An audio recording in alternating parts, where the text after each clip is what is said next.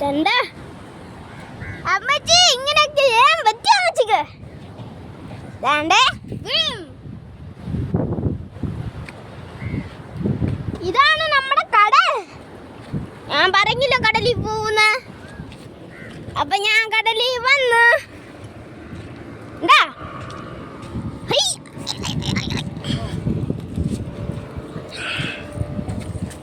സത്യം പറഞ്ഞ എനിക്ക് നീളമില്ല.